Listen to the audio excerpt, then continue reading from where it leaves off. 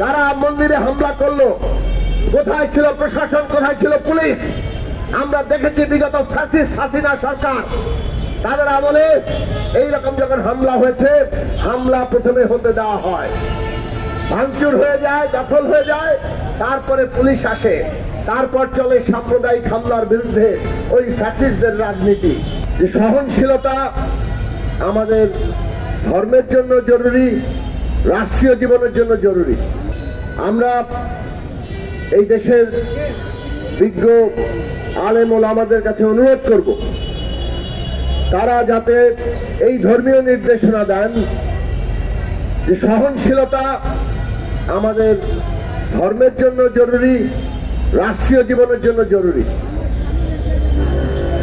এবং বাংলাদেশের বিশেষ যে বাস্তবতা আমরা এখন আছি, ঐতিহাসিক মুহূর্তে আছি, আমাদের দেশের ছাত্র শ্রমিক জনতা একটা গণ অভ্যুত্থান সৃষ্টি করেছে।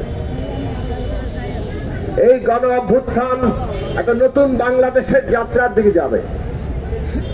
এই অভ্যুত্থান চায় এমন একটা বাংলাদেশ যেখানে প্রত্যেকটি মানুষ তিনি তার পরিচয়, তার রাজনৈতিক বিশ্বাস সবকিছু নিয়ে এই বাংলাদেশে মাথা উঁচু করে থাকতে পারবে।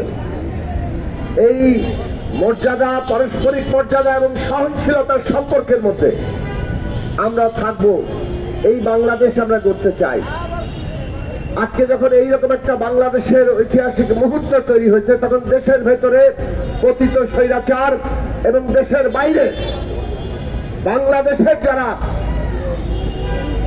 অস্তিত্বের বিরুদ্ধে দাঁড়াচ্ছে, তারা এই রকম অপতৎপরতা চালাচ্ছে। তারা মন্দিরে হামলা করেছে, হিন্দু সম্প্রদায়ের উপর হামলা করেছে, তারা এই দেশের রাষ্ট্রীয় প্রতিষ্ঠানগুলোর নানাভাবে অকার্যকর করে দেওয়ার চেষ্টা করছে, এবং আমরা এখন দেখছি মাজারের উপর হামলা করছে। এবং এই সমস্ত হামলা বাংলাদেশে জনগণের যে অর্জন, সেই অর্জনটাকে নস্যাৎ করে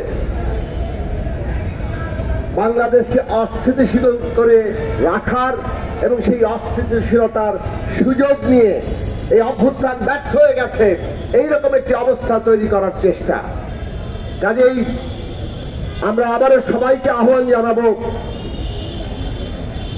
যে বাংলাদেশের অর্জনটাকে আমাদের রক্ষা করতে হবে। এই দেশে কোনো মত, পথ, ধর্মবিশ্বাস কোনো কিছুর উপরে কেউ জবরদস্তি কোনো আক্রমণ করতে পারবেন না।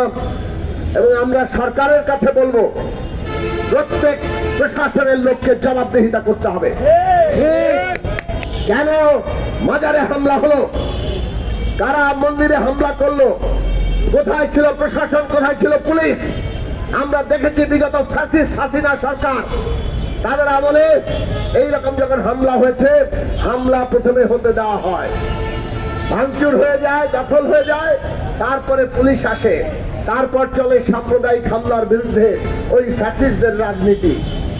এই সব বাংলাদেশে বহুদিন হয়েছে, একজন প্রশাসনের লোক কোনোদিন জবাবদিহিতার আওতায় আসে নাই।